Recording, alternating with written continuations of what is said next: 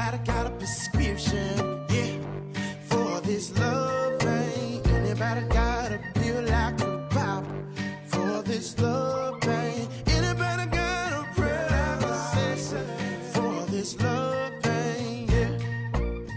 Ooh, I need it for this love pain. Anybody got a prescription, yeah, for this love pain? Hi guys, welcome back to our channel. We have been so bad about doing our videos and I want to apologize for that.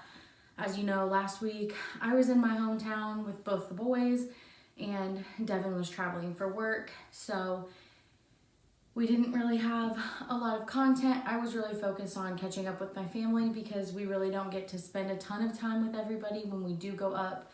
And I know that Devin was busy at conferences, so I do apologize for that, and we're gonna do better, hopefully, fingers crossed. Today I wanted to do Holden, not Maverick, Holden's 2-month update. We actually just got back from the doctor today, and he had his 2-month vaccination. So he got a drip in the mouth, like a vaccine that is like a drink, I guess. And then 3 shots.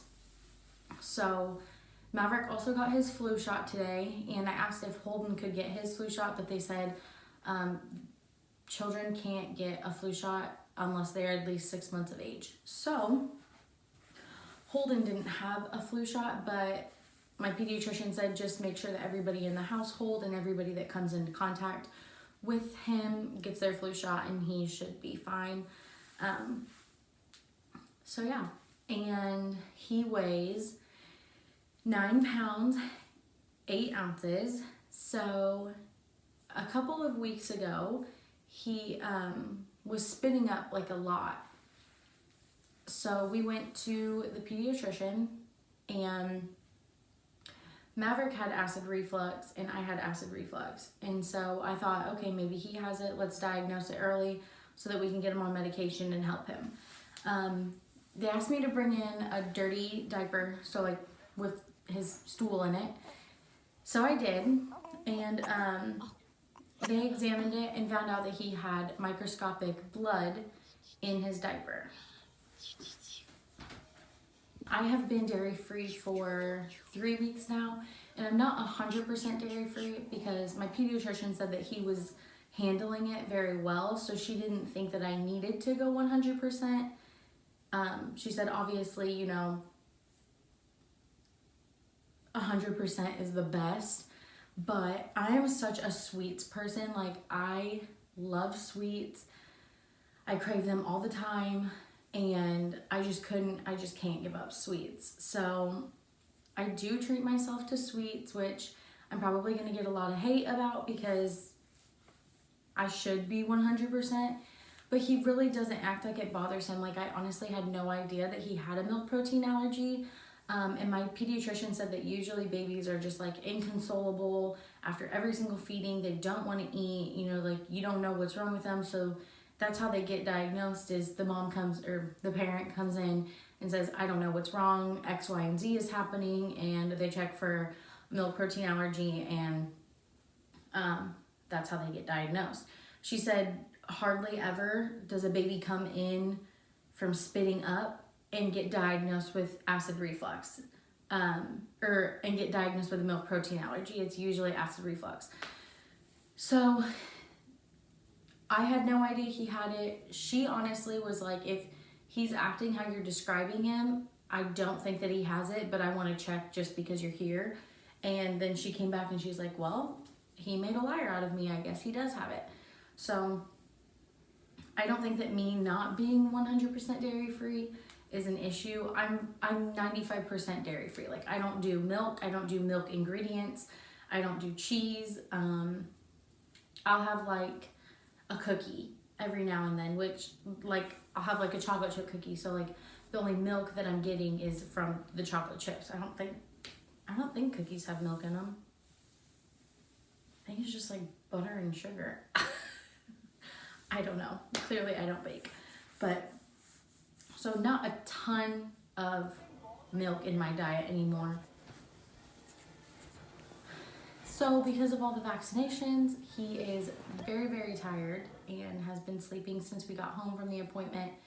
And I hope that I can get some video of him either today or hopefully before this video gets posted, just so that I have like a little update of what he looks like, because I know all of these numbers are just like, okay, whatever.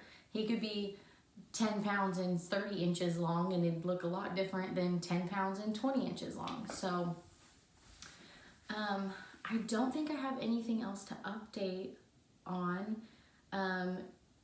He's still in the Docketot. He still sleeps like a champ. He goes to bed at probably like 8 or 8:30 every night, probably closer to 8:30, and we'll sleep until 3:30 in the morning. And then I nurse him, and then he goes back to sleep until about 6:30. Sometimes it's like this morning it was 5 he woke up, but he woke up at 2 instead of 3:30 to feed. So he's still doing pretty great long stretches. And I don't know if it's because of the Docketot.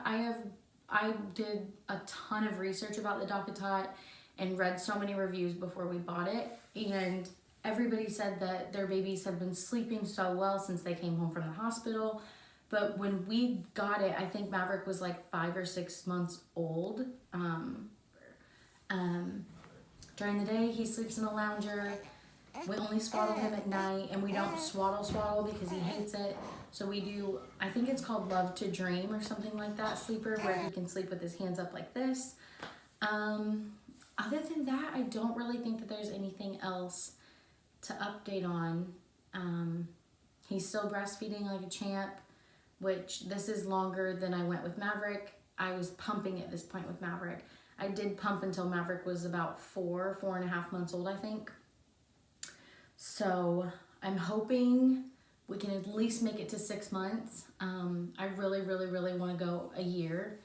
But if we can make it to 6 months, I'll be so happy and so proud. If we can go another day, I will be so happy and so proud, just because breastfeeding is so hard, and I'm so lucky and blessed that I get to stay home with my boys, so it makes it a lot easier, I feel like, that I can just nurse on demand rather than having to pump and get away from work and everything like working moms would have to do.